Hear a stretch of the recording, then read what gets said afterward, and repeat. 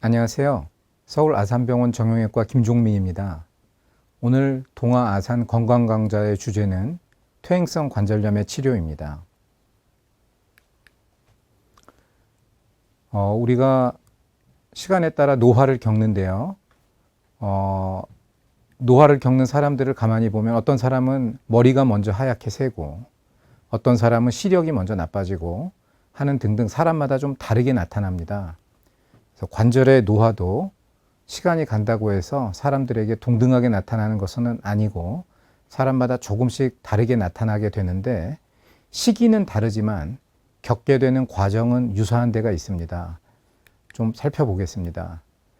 퇴행성 관절염이라 함은 관절의 노화를 가리키는 말이기도 하지만 조금 더 구체적으로 말하자면 뼈를 감싸고 있는 연골, 다른 말로 물렁뼈라고도 하죠. 연골이 이렇게 서서히 마모해가는 과정을 일컫는 말이고 이것이 관절이 노화하는 방식이라고 할 수 있겠습니다. 왼쪽에 보시는 것이 정상 관절이고 오른쪽에 보시는 것이 퇴행성 관절염 환자의 관절이 되겠습니다. 얼른 봐도 정상 관절은 굉장히 매끈하고 매끄러운 연골이 관찰되고 있는 반면에 퇴행성 관절에서는 연골이 이곳저곳이 마모되고 움푹 패여서 불규칙한 관절면을 가지고 있는 것을 볼 수 있습니다. 어떻게 이런 일이 일어나게 되는지 관절의 구조를 먼저 살펴보면 지금 보시는 엑스레이는 고관절, 그러니까 힙이죠. 힙과 그리고 그 밑에 있는 건 발목의 엑스레이인데 고관절의 생김새와 발목의 생김새는 보통 관절의 모양을 하고 있습니다. 그게 무슨 뜻인고 하니 저 엑스레이가 보기 불편하실 것 같아서 오른쪽에 그림을 그려 놓았는데 고관절을 예로 들면 대퇴골두는 동그란 구 모양을 하고 있고 골반에 있는 비구는 소켓 모양을 하고 있어서 볼 앤 소켓 모양으로 이렇게 결합을 하게 됩니다. 굉장히 안정적인 모양이고 접촉 면적이 굉장히 넓죠. 따라서 체중을 비롯한 이 높은 압력들이 넓은 면적에 분산되기 때문에 안정되고도 쉽게 연골이 닳지 않을 만한 그런 효율적인 구조를 가지고 있다고 말할 수 있고 발목 관절도 잘 살펴보면 이렇게 디귿자 모양의 격자 안에 벽돌 모양의 거골이 들어가 있는 형태로 이루어져 있기 때문에 상당히 안정적이고 그리고 그 높은 하중이 넓은 면적에 분산되기 때문에 관절 연골의 마모도 빠르지 않을 것이라는 사실을 쉽게 유추할 수 있습니다. 한편 무릎 관절의 생김새를 좀 살펴보면 이렇게 생겼는데요. 왼쪽 엑스레이를 보시면은 이게 앞에서 바라본 무릎 관절의 모습이고 오른쪽 엑스레이는 옆에서 측면에서 바라본 무릎 관절의 모습이 되겠습니다. 앞서 보셨던 두 관절과는 생김새가 많이 다르죠. 어떻게 다른지 조금 살펴보시면 이걸 좀 단순하게 도식화하자면은 평면 위에 둥근 것이 올라가 있는 구조가 됩니다. 물론 뼈와 뼈가 직접 접촉하는 것은 아니고 연골이 그 뼈의 표면을 감싸고 있기 때문에 연골끼리 접촉을 하기는 할 테지만은 근데 어찌됐든 앞서 설명했던 고관절이나 발목 관절에 비해서는 훨씬 좁은 면적에 접촉을 하고 있는 것을 볼 수 있고 특히 오른쪽 엑스레이를 보시면 평평한 것 위에 둥근 것이 올라가 있는 모양이 되는데 마치 비유하자면 쟁반 위에 구슬이 있는 격입니다. 이러면 뼈의 모양에서 기인하는 어떤 골성 안전성이라든가 안정성이라든가 그리고 접촉 면적이 좁기 때문에 오랫동안 연골이 마모되지 않고 잘 유지되기를 바라기가 어려운 그런 어떻게 보면은 불합리한 구조를 가지고 있다고도 말씀드릴 수 있습니다.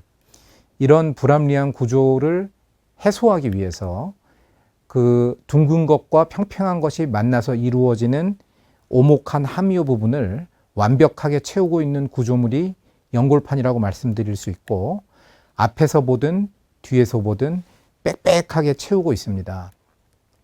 해서 이 연골판이 제대로 기능을 하고 있고 온전하게 유지가 되고 있어야만 이 불완전했던 무릎이 비로소 완전하게 되는 것이지 이 연골판에 문제가 생긴다면 예를 들어 찢어진다거나 하는 파열이 생기게 되면 무릎 관절은 뼈의 모양에서 비롯되는 불합리한 역학이 그대로 작동하게 되어서 연골이 빨리 마모하게 되는 그런 경과를 겪게 됩니다. 다시 한번 살펴보면 이제 앞서 보셨던 동영상이지만은 왼쪽의 정상 관절은 매끈한 연골과 그리고 그 주변에 테두리에 잘 보이고 있는 연골판, 온전한 연골판이 관찰되실 거고요. 오른쪽의 퇴행성 관절염 환자의 경우에는 연골도 마모되어 있지만은 그 사이에 위치하고 있는 연골판이 파열되어 찢어져 있는 것을 알 수 있습니다. 이 두 사건의 선후 관계를 따지자면 연골판이 먼저 찢어지고 그에 따라서 연골판이 제대로 구실을 하지 않기 때문에 연골이 2차적으로 마모를 겪은 것이라고 할 수 있습니다. 제가 환자분들께 종종 받는 질문이 진통제는 먹기 싫은데 치료제 없습니까? 하는 질문을 좀 받는데요. 보시기에 오른쪽에 있는 저 퇴행성 관절염의 환자의 연골을 잘 치료하면 왼쪽처럼 다시 매끈한 연골로 돌아갈 수 있을까요? 이제 이거는 동물의 토끼의 연골을 보여드린 것이고, 이제 왼쪽에 있는 것은 육안적으로 관찰한 사진이고, 오른쪽은 현미경 사진인데, 오른쪽 보시면은 조금 보라색으로 진하게 염색된 것들이 연골 세포가 위치한 이제 세포강입니다. 우리 신체 조직들은 대부분의 조직들이 세포들이 빽빽하게 등과 등을 맞대고 이루어진 장기들이 많습니다. 그런데 저걸 보면은 넓은 영역 안에 중간중간에 구멍이 뚫려 있고 그 구멍 안에 세포가 살고 있는 것이지 어디 세포가 빽빽하게 배열되어 있습니까? 그리고 저 연골 안에는 혈관도 없기 때문에 저 연골 세포들은 주변 조직들과 혈액을 통한 교류라든가 영향을 받는다든가 다른 기질을 생산해낸다든가 하는 일을 대단히 느리게 합니다. 그래서 연골은 살아있는 조직이기는 하지만 살아있는 조직이라고 보기에는 굉장히 대사가 느리고 한번 손상되면 복구하는 성질이 대단히 떨어지는 조직입니다.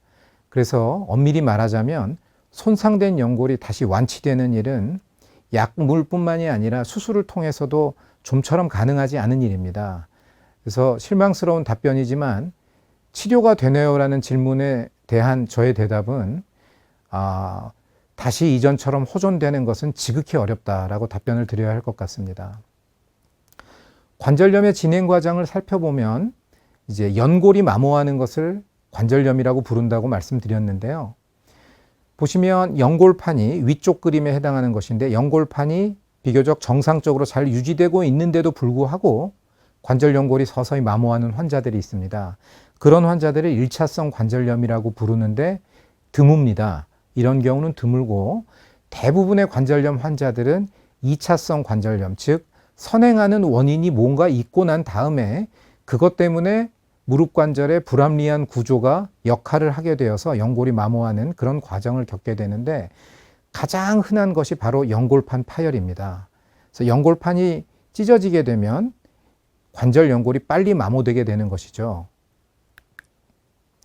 그래서 퇴행성 관절염이 많이 진행하고 나면 여러 가지 특징을 보이게 됩니다. 보이는 사진에서처럼 얼른 봐도 굉장히 휘어 보이는 휜 다리를 보이고 엑스레이를 찍어보면 관절 사이의 간격이 많이 소실된 것을 알 수 있게 되고 그 외에도 여러 가지 증상이 나타나게 되는데 이 환자는 40세 환자인데 제가 한 2, 3년 살펴보는 동안에 연골판은 멀쩡한데도 불구하고 MRI를 찍어보니 관절 연골이 급격히 소실되고 있는 것을 관찰할 수 있었고 이런 경우가 이제 좀 드물기는 하지만은 1차성 퇴행성 관절염이라고 할 수 있겠습니다.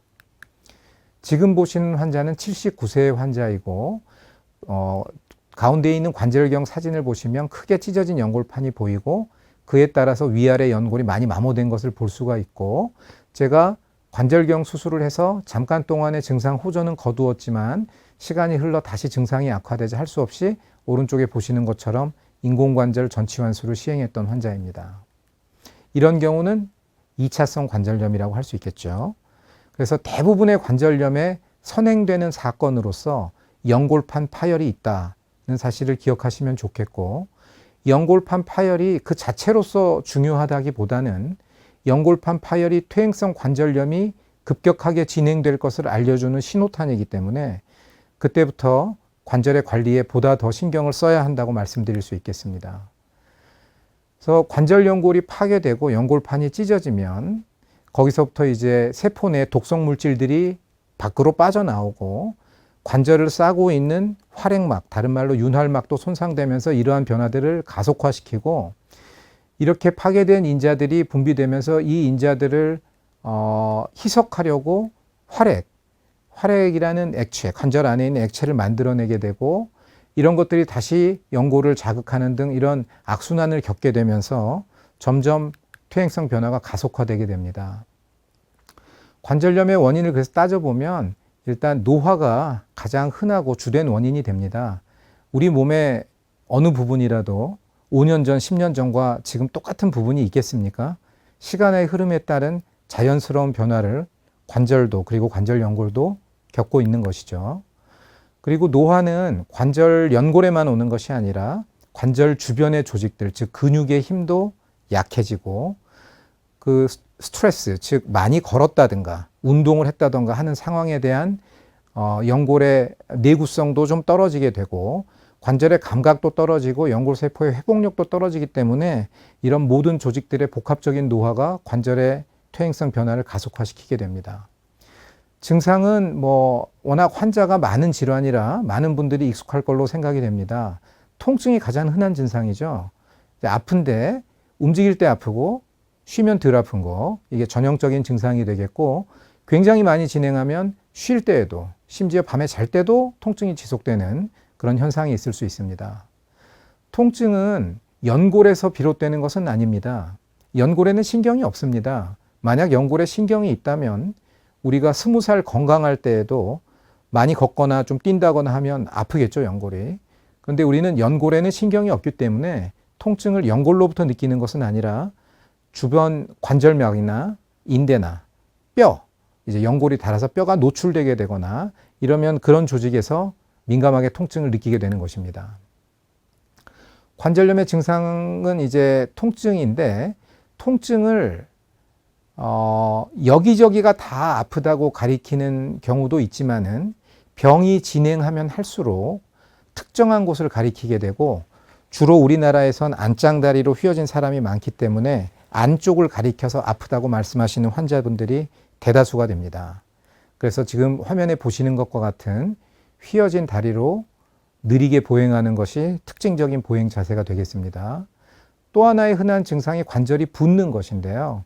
이거는 연골세포가 파괴되면서 수반되는 현상이라고 말씀드렸고, 이제 연골세포가 파괴되면서 유리되는 독성 물질들을 희석시키기 위해서 우리 몸에서 자연스럽게 만들어내는 일종의 방어 기전입니다.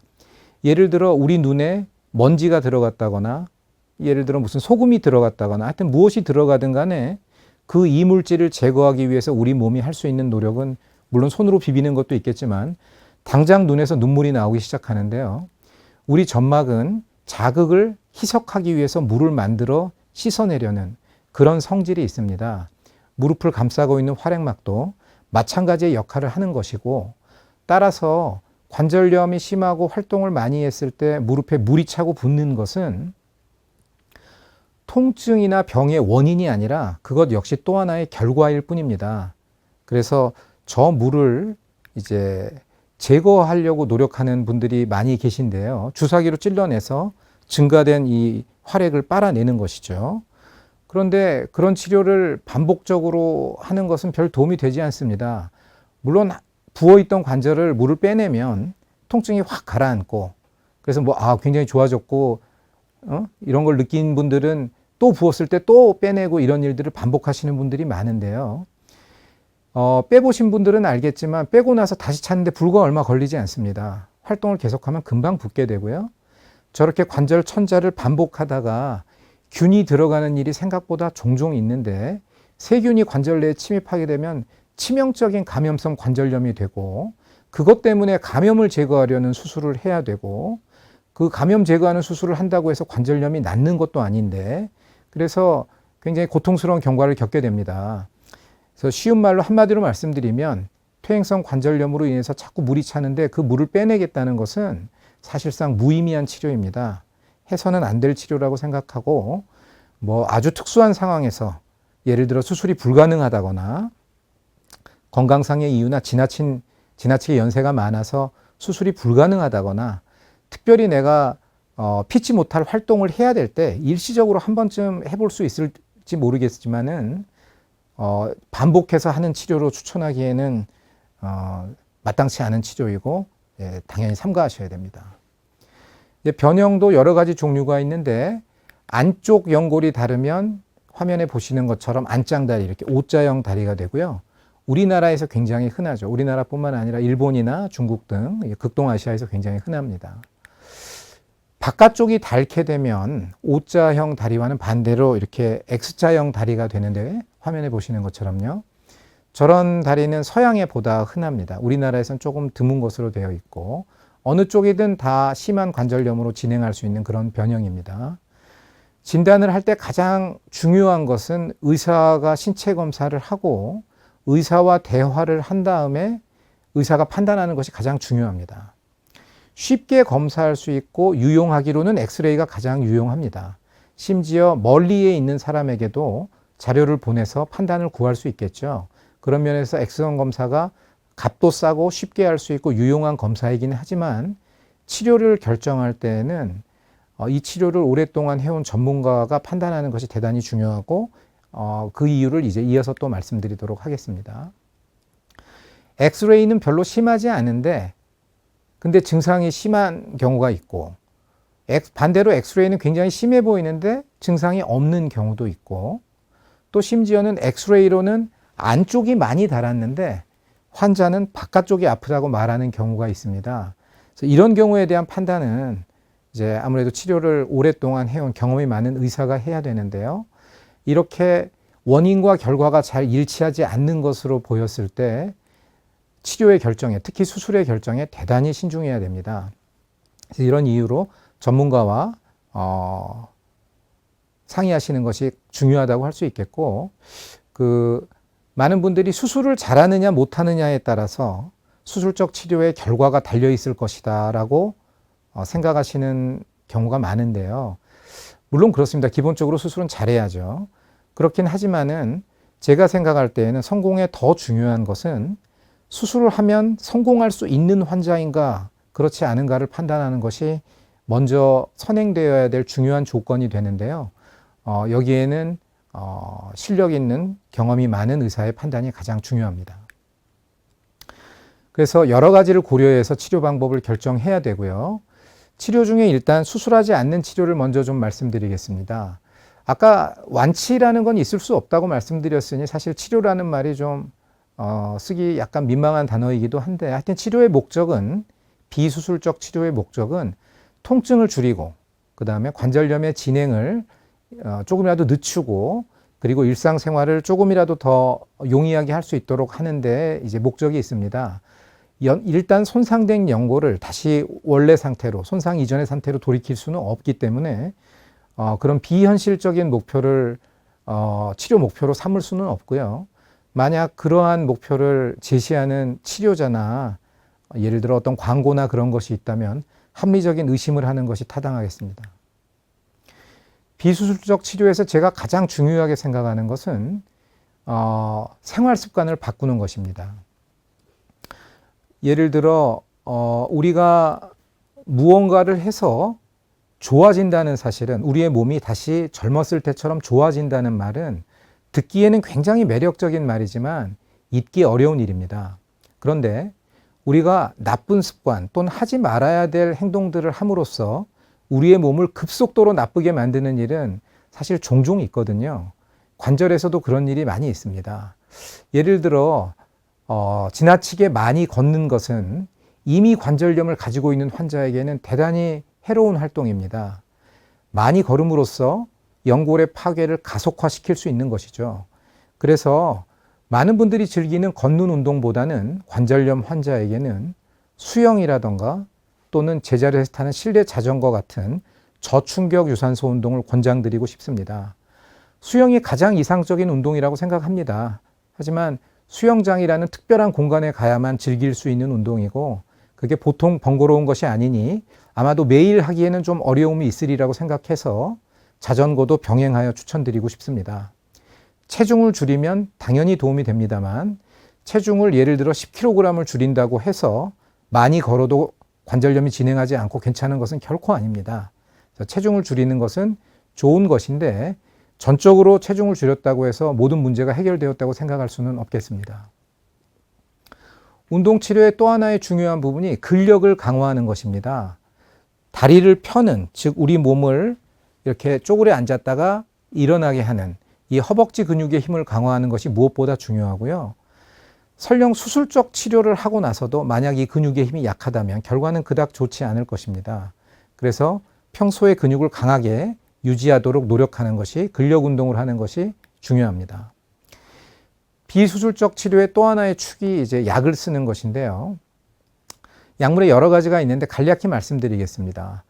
이제 진통제와 진통소염제로 나뉘어 있고, 진통제는 이제 그야말로 진통제죠. 통증 조절에는 좀 더 강한 효과를 가지고 있고, 진통소염제는 소염 효과가 좀 더 강합니다. 우리가 둘 다 흔히 쓰는 약들인데 필요할 때 먹으면 효과적으로 사용할 수 있는 약들이고, 하지만 장기적으로 먹으면 어떤 약이나 그렇듯이 부작용을 일으킬 수 있기 때문에 장기적으로 복용한다든가 또는 중간에 약물을 끊고 쉬는 시간 없이 계속적으로 복용한다든가 하는 일은 조금 줄이는 것이 바람직하겠습니다. 스테로이드 같은 약물은 굉장히 강한 항소염제인데 특수한 상황에서 강력한 효과를 낼 수 있는 약이죠. 하지만 부작용으로 말씀드리자면 앞서 설명드렸던 진통제와 진통소염제보다 훨씬 심한 약이기 때문에 굉장히 선택적으로 사용되어야 할 것이고, 퇴행성 관절염에서 스테로이드를 사용할 일은 거의 없다고 생각됩니다. 그 외에도 이제 이건 약품이 아니라 식품으로 분류되어 있는 약들인데 대표적으로 글루코사민, 황산 콘드로이틴이 있겠고, 그 외에도 무수히 많은 건강 보조식품들이 출시되어 있지만 제가 알기로 이런 제품 중에 학문적인 검증을 거쳐서 환자에게 도움이 된다는 사실이 근거가 갖춰진 약물은 없는 것으로 알고 있습니다. 이와 반대로 검증하려고 노력했는데 효과가 검증되지 않은 사례는 굉장히 여러 가지가 있습니다. 주사 치료에 대해서도 한 말씀 드려야 될 것 같습니다. 여러 가지의 주사 치료가 있습니다. 스테로이드 주사도 있고요. 그리고 연골 주사라고 부르는 우리가 가지고 있는 활액과 비슷한 성분의 제제, 그거를 하이알루로닉 애시드라고 부르는데 그런 제제의 연골 주사라고 부르는 이런 약들도 있고, 그리고 줄기세포와 관련된 제품들의 주사들도 있습니다. 이런 주사들이 그 효능과 부작용에 대해서 많이 연구가 되었고 알려지기도 했고 실제로 굉장히 많이 사용되고 있는데요. 근데 만약 퇴행성 관절염 환자로서 인공관절 수술을 앞두고 있는 환자라면 이러한 주사 치료는 삼가는 것이 좋겠습니다. 몇 가지 연구가 있는데 제가 보여드리고 있는 이 연구에서는 굉장히 여러 명의 환자를 조사해서 인공관절 수술 전 1년 이내에 주사를 맞은 과거력이 존재하는 환자의 경우에 감염의 위험이 각 군마다 각각 1.55배 그리고 1.21배 더 증가했다고 보고하고 있고, 이러한 연구는 이 연구 하나뿐이 아니고 몇 가지가 더 있습니다. 저 정도면 그렇게 높은 1.5배면 그렇게 높은 거 아니지 않느냐, 왜 저런 걸 가지고 그렇게 무섭게 이야기하느냐. 왜냐하면 인공관절 수술 후 감염이라는 것이 너무나 참혹한 합병증이기 때문에 그렇습니다. 이 사진은 다소 충격적이실 수 있겠는데 감염되면 중간에 보이는 사진처럼 고름이 피부 밖으로 뚫고 나오기도 하고요. 재수술이 필요한데 재수술을 할 때 인공관절을 제거하고 나면 골소실이 너무나 심해서 오른쪽 사진에 보시는 것처럼 뼈가 소실되어 있어서 재수술의 결과가 충분히 좋지 못하게 만들 수도 있습니다. 왼쪽에 보이는 엑스레이는 인공관절 수술 후에 건강하게 기능하고 있는 좋은 인공관절의 모습이고요. 오른쪽 엑스레이가 다소 보기 어려우실지 모르겠지만 아래쪽에 정강이뼈, 경골부를 살펴보시면 경골부에 얹혀진 인공관절이 감염으로 인해 뼈가 녹아서 없어져서 그 안으로 가라앉고 있는 모습을 볼 수 있습니다. 저쯤 감염이 진행되면 다시 재수술을 해서 움직일 수 있는 관절을 만들 수 있을지 매우 걱정스럽습니다. 수술적 치료로 넘어가서 설명을 드리면 내시경 수술이라고 부르는 관절경 수술이 있겠습니다. 엄밀히 말하자면 관절경 수술은 퇴행성 관절염처럼 전반적으로 나쁜 상태에 시행하는 수술이 아니고요. 관절 연골의 일부가 나쁘다던가 하는 그런 국소적인 병변이 있을 때 시행하는 수술이라서 퇴행성 관절염에 대한 수술적 치료의 옵션으로 설명드릴 만한 치료는 되지 못합니다. 한 가지 말씀드리자면 레이저 치료라고 말씀하시는 환자분들이 꽤 많으시던데 레이저 수술은 없습니다. 관절 내에서는 레이저를 사용하지 않고요. 아주 예전에 사용한 적이 있었습니다. 약 20년도 더 된 일인데 그때 에너지 강도를 조절하기 힘든 레이저를 사용하였다가 치명적인 합병증을 몇 번 겪은 다음에 정형외과에서 관절 내 수술에는 레이저를 사용하지 않고 있습니다. 화면에 보시는 것처럼 연골이 전반적으로 다른 게 아니라 국소적으로 일부만 닳아 있을 경우에 그 부분을 저렇게 메꿔주는 그런 관절 내시경 수술 같은 것은 시도되고 있습니다만 전반적으로 이렇게 나빠진 퇴행성 관절염에 대한 수술적 치료로서는 관절 내시경을 사용하기는 어렵습니다. 그러면은 어떤 치료를 할 수 있는가 크게 세 가지 얘기 드릴 수 있을 것 같습니다. 첫 번째는 절골술이라고 부르는 수술인데요. 앞서 말씀드렸듯이 관절이 닳게 되면 그에 따라서 다리가 휘게 되고 다리가 휘게 되면 이미 닳아버린 관절 연골 위로 더 많은 무게가 얹히기 때문에 더 큰 통증을 느끼게 되고 더 많은 무게가 얹히면 더 심한 변형이 초래가 되고 이런 악순환을 겪게 됩니다. 이런 악순환을 끊고자 하는 치료인데 엑스레이에 보시는 것처럼 휘어진 뼈를 일부러 잘라서 저희가 원하는 방향에 맞춘 다음에 고정해서 그 잘랐던 뼈가 다시 이제 시간이 지나면 붙게 되는데요. 그러면 보시다시피 다리가 똑발라질 뿐만 아니라 내측에 많이 다른 연골로 인해서 느꼈던 통증도 굉장히 많이 호전되는 경우가 종종 있습니다. 그래서 이런 수술을 뼈를 잘라서 교정한다고 해서 교정절골술 또는 절골술이라고 부르고 있습니다. 효과는 인공관절 수술에 비해서는 조금 불확실한 면도 있습니다. 좋은 환자는 아주 좋고 좀 못 미치는 환자는 인공관절에 비해서 좀 결과가 못한 것도 같고요. 하지만 자기 조직을 보존할 수 있다는 굉장히 큰 장점이 있고 따라서 젊은 환자에게 만약 심한 관절염이 있다면 인공관절을 하는 것보다는 자기 조직을 보존할 수 있는 수술인 절골술을 권하게 되는 경우가 많다고 말씀드릴 수 있겠습니다.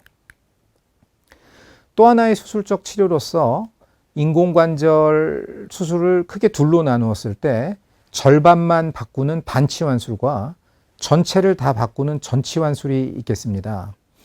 이 중에서 반치환술은 한쪽만 많이 닳고 다른 한쪽은 비교적 잘 보존되어 있는 환자에게서, 즉 그렇게 심하지 않은 환자에게서 시도할 수 있는 수술이고요. 수술의 규모가 전치환술보다는 좀 작고 따라서 회복 속도도 빠르고 기능 호전도 더 나을 때가 많기 때문에 관절염이 그렇게 심하지 않은 환자라면 반치환술을 종종 시도하곤 합니다. 근데 이런 장점에도 불구하고 반치환술을 해도 충분할 만한 환자는 그렇게 많지 않습니다.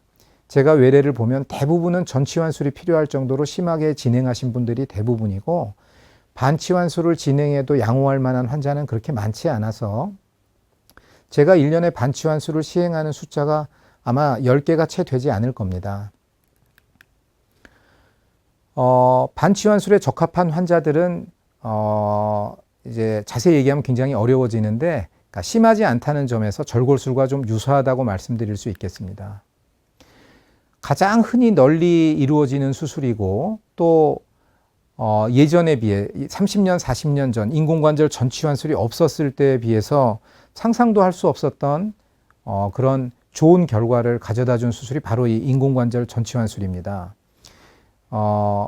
이 수술은 이제 역사가 오래되어서 굉장히 많이 발전하였습니다. 그래서 굉장히 심한 관절염을 가진 환자도 이 전치환술을 통해서 일상생활에 무리 없이 복귀할 수 있는 그런 강력한 효과를 가진 수술이 되겠습니다. 나이가 절대적인 것은 아니지만 제가 생각하는 저의 개인적인 의견인데 이상적인 이 수술을 받기 위한 환자의 이상적인 나이는 대략 65세에서 80세 정도가 아닌가 생각합니다. 65세보다 젊다면 수술을 할 수 없는 것은 아니지만 이 인공관절의 수명이 영원한 것은 아니므로 나중에 재수술을 필요로 할 가능성이 높아집니다. 기왕이면 한 번의 수술로 평생을 쓰는 것이 좋겠죠. 80세가 넘으시면은 이것도 사람마다 좀 다르겠습니다만 어찌됐든 환자의 나이가 증가하면 이런 큰 수술에 따르는 합병증이 발생할 가능성이 비례해서 상당히 증가하게 됩니다. 그래서 꼭 필요하지 않다면 되도록 수술하지 않는 것을 고려해 봐야 되겠습니다. 수술의 경과를 대략 말씀드리면 수술 후 다음 날부터 바로 걷게 되고요. 큰 수술이기 때문에 통증은 꽤 심합니다. 그래서 여러 가지 무통주사라든가 신경차단 이런 것들을 사용하게 되고 지금은 신경차단술이 많이 발전해서 통증은 예전보다 많이 감소했습니다. 옛날에 수술 끝나고 저녁에 회진돌로 올라가면 저를 원망하시는 환자분들을 많이 만나 뵀는데 최근 몇 년 동안은 활짝 웃는 얼굴로 저를 맞아주셔서 저도 기쁘게 생각하고 있습니다. 수술 후 3일이 지나면 통증이 많이 줄어들어서 혼자서 화장실을 가시는 등의 활동이 충분히 가능하게 되고 그때쯤 대개 퇴원을 하게 됩니다. 수술 후 3개월째가 되면 거의 통증 없이 일상생활에 복귀할 수 있게 되고 이제 오랜만에 만난 다른 사람이 다른 사람이라기보다 이제 처음 만난 사람이 내가 수술한 사람인 줄 모를 정도로 자연스럽게 복귀할 수 있게 됩니다. 몇 가지 흔히 받는 질문에 대한 대답을 좀 마련해 봤습니다. 인공관절 수술은 양쪽을 동시에 하는 것이 좋지 않은가요? 이거는 의사마다 선호도가 있습니다. 제 개인적인 입장을 말씀드리자면 인공관절은 상당히 큰 수술입니다. 피도 매우 많이 납니다. 양쪽을 동시에 시행하는 것은 종종 위험할 때가 있습니다. 그래서 가장 번거로운 방법이지만 저는 안전한 방법을 선호해서 한쪽 수술을 받고 최소한 3개월이 지난 다음에 체력을 충분히 회복하고 출혈된 피를 충분히 생성시킨 다음에 반대편을 수술하는 것을 선호하고 있습니다. 실제로 양쪽을 동시에 하거나 짧은 시간을 간격을 두고 양쪽 수술을 하는 경우에는 피를 수혈할 수혈률이 훨씬 올라가게 됩니다. 인공관절의 수명은 어떻게 되나요? 이것도 좀 답변 드리기가 쉽지는 않은 대답인데 인공관절 재질이라든가 구조라든가 하는 인공관절 자체의 발전도 있었고 저희 의사들의 술기의 발전도 있었습니다. 그래서 15년 이상 쓰고 있는 환자의 비율이 95%를 넘었다는 보고는 굉장히 여러 가지가 보고되고 있습니다. 제 개인적으로도 수술이 제대로 올바로 되었다면 15년 아래로 쓰지는 않을 것 같다고 생각하고 있고 오래 쓰는 분들은 뭐 30년 또는 그 이상 쓰는 분들도 봤는데 모두가 그런 것은 아니고요. 환자마다 어떤 식으로 사용하는가 또 수술 후에 어떤 일을 하는가에 따라서 수명은 좀 다를 수 있겠습니다. 걱정하시는 것보다는 오래 쓰실 수 있습니다. 인공관절 수술 받으면 무릎 전혀 안 아픈가요? 많이 좋아집니다. 많이 좋아지는데 전혀 안 아프지 않습니다. 예를 들어 젊은 환자가 아닌 젊은 정상인에게 인공관절 수술하면 대번의 수술 전보다 훨씬 불편하다고 말할 것입니다. 그래서 인공관절 수술 후에는 평지를 걸을 때의 통증은 많이 좋아집니다. 그런데 계단이나 경사진길을 오르내릴 때나 또는 이렇게 의자에 앉았다 일어날 때의 통증은 그렇게 많이 좋아지지 않고 대략 절반 정도 좋아진다고 생각하시면 맞을 것 같습니다. 인공관절이 실패하면 어떻게 되나요? 뭐 수술한 지 얼마 안 돼서 실패할 수도 있겠고 또는 뭐 20년쯤 지나서 실패할 수도 있겠지만 인공관절이 실패하면 재수술이 필요할 때가 많습니다. 재수술은 이미 수술을 한 번 한 무릎을 수술하는 것이기 때문에 뼈도 좀 부족하고 그리고 관절 주위의 연부 조직들, 피부라든가 힘줄이라든가 근육 등도 많이 훼손되어 있는 상태이기 때문에 아무래도 첫 수술보다는 치료 결과가 좀 못한 경우가 대부분이고 실패했는지 오래됐는데 병원에 오랫동안 오시지 않고 너무 심해진 상태에서 오시면 인공관절 수술을 재수술하는 것이 불가능해서 엑스레이 보시는 것처럼 유합술을 해야 될 경우도 있습니다.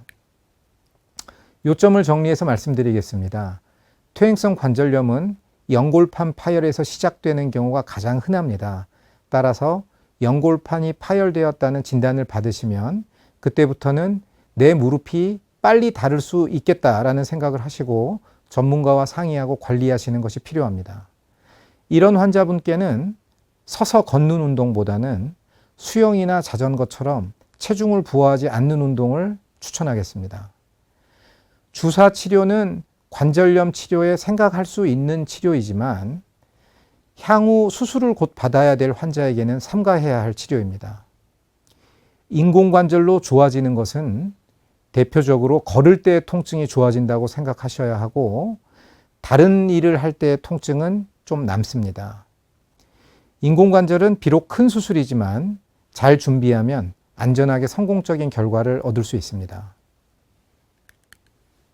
경청해 주셔서 감사합니다.